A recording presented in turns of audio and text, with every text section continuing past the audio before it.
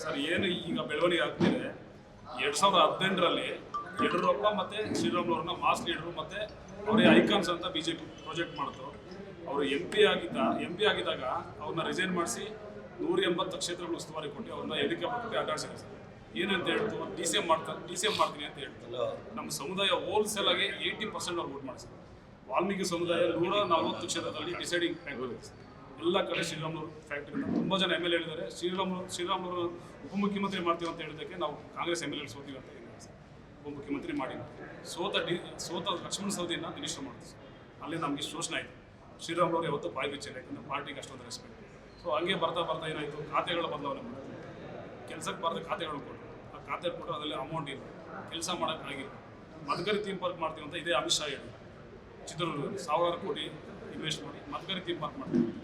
ನಮಗೆ ಮದಕರ್ ನಾಯಕ ಅಂದರೆ ಒಂಥರ ಅಸ್ಮಿತೆ ನಮ್ಮ ಸಮುದಾಯದಲ್ಲಿ. ಅವರು ಮದಕರಿ ಥೀಮ್ ಪಾರ್ಕ್ ಮಾಡಿಲ್ಲ, ಆ ಸುದ್ದಿ ಕೂಡ ಎತ್ತಿಲ್ಲ. ಸೊ ಅದೊಂದು ಬೇಜಾರ ನಮಗೆ. ಸೊ ಅದಾದಮೇಲೆ ಖಾತೆ ಬದಲಾವಣೆ ಆಯಿತು, ಎಲೆಕ್ಷನ್ ಆಯಿತು. ಈಗೇನಾಯಿತು, ಕುರುಬರು ಮತ್ತು ವಾಲ್ಮೀಕಿ ಸಮುದಾಯವರು ಅಣ್ಣ ತಮ್ಮದ ಥರ ಇತ್ತು.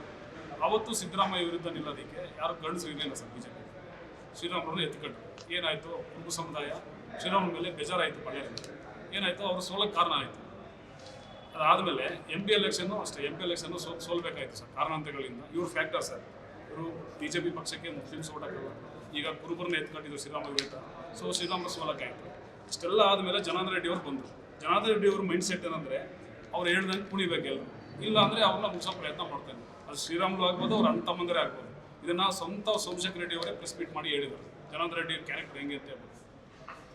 ಅದಾದಮೇಲೆ ಸರ್ ಈಗ ಏನಾಗ್ತಿದೆ, ಶ್ರೀರಾಮುಲು ಏನಾದರೂ ಮಾಡಿ ಮುಗಿಸ್ಬಿಡೋಣ, ಬಳ್ಳಾರಿಯಲ್ಲಿ ಹೊಸ ಟೀಮ್ ಕಟ್ಟೋಣ ಅಂತೇಳಿ ಹೊಸ ಕ್ಯಾಂಡಿಡೇಟ್ಗಳನ್ನ ತಯಾರು ಮಾಡ್ತಿದ್ದಾರೆ ಜನಾರ್ದನ ರೆಡ್ಡಿ. ಅದನ್ನ ಹತ್ರ ದುಡ್ಡಿದೆ ಸರ್, ಜನ ಬೆಂಬಲ ಇಲ್ಲ. ಶ್ರೀರಾಮುಲು ಹತ್ರ ಜನ ಇದ್ದಾರೆ. ಆ ಜನರನ್ನ ಏನಾದ್ರು ಮಾಡಿ ದುಡ್ಡು ಕೊಟ್ಟು ತಗೊಂಬಿಡೋಣ ಅಂತ ಹೇಳ್ಬೋದು. ಜನಾರ್ದನ ರೆಡ್ಡಿ ಏನು ಮಾಡ್ತಾರೆ, 2-3 ಕ್ಯಾಂಡಿಡೇಟ್ ಒಂದು ತಾಲೂಕೆ ರೆಡಿ ಮಾಡ್ತಾ ಇದ್ದಾರೆ. ಈಗ ಶ್ರೀರಾಮುಲು ಈಗ ಉಸ್ತುವಾರಿ ತಗೋತೀನಿ ಅಂತ ಹೇಳಿದ್ದು ಯಾರು, ಸಂಡೂರು ಎಲೆಕ್ಷನ್ಗೆ ವಿಜೇಂದ್ರ ಮತ್ತು ಜನಾರ್ದನ ರೆಡ್ಡಿ ಅವರು. ಮತ್ತು ಸೋತರೆ ಯಾರು ಕಾರಣ ಸರ್? ಅವರೇ ಕಾರಣ ಅಲ್ವಾ? ಶ್ರೀರಾಮುಲು ಮೇಲೆ ಯಾಕೆ ಆಗ್ತಾ ಇದ್ದೀರಾ? ಒಂದು ವೇಳೆ ಗೆದ್ದಿದ್ರೆ ಶ್ರೀರಾಮುಲಿಂದ ಗೆದ್ದಿವಿ ಅಂತ ಹೇಳ್ತಿದ್ರು, ಇವರು ಹೇಳ್ತಿಲ್ವಲ್ಲ. ಸೊ ಅದಕ್ಕೆ ಈಗ ಏನಾಯಿತು, ಬಂಗಾರನ್ ಮತ್ತು ಕ್ಯಾಂಡಿಡೇಟು ಪಾಪ ಇವರು ಜನಾರ್ದನ ರೆಡ್ಡಿ ವಿಜೇಂದ್ರ ಎಷ್ಟು ದಿನ ಓಡಾಡಿದ್ರೆ ಅದಕ್ಕನ್ನ ಜಾಸ್ತಿ ಇವರು ಸಂಡೂರಲ್ಲಿ ಓಡಾಡಿದ್ದಾರೆ ಸರ್. ಇದೇ ಬಂಗಾರನ್ ಮತ್ತು 2018ರಲ್ಲಿ ಇಂಡಿಪೆಂಡೆಂಟ್ ನಿಂತಿದ್ರು 5,000-6,000 ಓಟ್ ತಗೊಂಡಿದ್ದಾರೆ ಸರ್. ಈಗ 80,000-90,000 ಓಟ್ ಬಂದಿದೆ. ಯಾಕೆ ಕಾರಣ? ಇಷ್ಟು ವರ್ಷ ಅಲ್ಲಿ ಕಾಂಗ್ರೆಸ್ಗೆ ಗೆಲ್ತಿದೆ, ಈಗ ಕಾಂಗ್ರೆಸ್ಗೆ ಗೆದ್ದಿದೆ. 80,000-90,000 ಓಟ್ ಬಂದಿದೆಯಲ್ಲ, ಅದಕ್ಕೆ ಶ್ರೀರಾಮುಲು ನೇರ ಕಾರಣ ಸರ್, ಅಷ್ಟೊಂದು ಓಟ್ ಬರ್ಬೇಕಂತ. ಮತ್ತು ಈಗ ಜನಾರ್ದನ ರೆಡ್ಡಿ ಅವರು ಏನಂತ ಅವರು ರೌಡಿ, ಆ ಕೊಲೆ ಮಾಡಕ್ಕೆ ಓಡಾಡ್ತಿದ್ದ ಅಂತ ಹೇಳ್ತಿದ್ದಾರೆ. ಅದಕ್ಕೆ ನಮ್ಮ ನೇರ ವಿರೋಧ ಇದೆ. ಇಷ್ಟು ವರ್ಷ ಜನಾರ್ದನ ರೆಡ್ಡಿ ಏನಂತ ಹೇಳಿದ್ರು, ಶ್ರೀರಾಮುಲು ಅಂತ ಒಬ್ಬ ಗೆಳೆಯ ಇದ್ರೆ ಸಾಕು, ಏನು ಬೇಕಾದ್ರೂ ಸಾಧಿಸ್ಬೋದು ನಾನು ಅಂತ, ಒಬ್ಬ ಪ್ರಾಣ ಸಹಿತ ಇದ್ರೆ ಸಾಕು ಅಂತ ಹೇಳಿದ್ದಾರೆ. ಈಗ ಅವ್ರು ತಾಳಕ್ಕೆ ಕುಳಿದಿಲ್ಲ ಅಂತ ಹೇಳ್ಬಿಟ್ಟು ಏನೋ ಮುಂದಕ್ಕೆ ಅವರೇ CM ಆಗ್ಬಿಡ್ತಾರೆ ಶ್ರೀರಾಮುಲು ಅಂತ ಹೇಳ್ಬಿಟ್ಟು ಈಗ ಈ ಥರ ಮಾತಾಡ್ತಿದ್ದಾರೆ. ಸೊ ಅದನ್ನು ಖಂಡಿಸ್ತೀವಿ. ಈ ಕೂಡಲೇ BJPಯವರು ಅವ್ರನ್ನ ಉಚ್ಚಾಟನೆ ಮಾಡಬೇಕು. ಮತ್ತು ಶ್ರೀರಾಮುಲು ಅವ್ರನ್ನ ರಾಜ್ಯಸಭಾ ಮೆಂಬರ್ ಮಾಡಿ ಸೆಂಟ್ರಲ್ ಮಿನಿಸ್ಟರ್ ಮಾಡಬೇಕು ಅಂತ ಆಗ್ರಹ ಮಾಡ್ತೀವಿ ಸರ್. ಇದಕ್ಕೆ 1 ವಾರ ಗಡುವು ಕೊಟ್ಟಿದ್ದೀವಿ. ಅಷ್ಟರೊಳಗೆ ಮಾಡಿಲ್ಲ ಅಂದರೆ BJPನ ಬಾಯ್ಕಾಟ್ ಮಾಡ್ತೀವಿ ಸರ್. ಯಾರನ್ನ ಉಚ್ಚಾಟನೆ ಮಾಡಬೇಕು ಸರ್? ಜನಾರ್ದನ ರೆಡ್ಡಿನ ಉಚ್ಚಾಟನೆ ಮಾಡ್ತೀವಿ ಸರ್. ಈಗ ಅವರಿಬ್ರು ಫ್ರೆಂಡ್ಸ್ ಆಗಿದ್ರು. ಹೌದು ಸರ್, ಆತ್ಮೀಯ ಫ್ರೆಂಡ್ಸ್ ಆಗಿದ್ರು. ಹೌದು ಯಾಕೆ ಸರ್, ಜನಾರ್ದನ ರೆಡ್ಡಿ ಮನಸ್ಥಿತಿನೇ ಕಾರಣ ಸರ್ ಇದಕ್ಕೆ.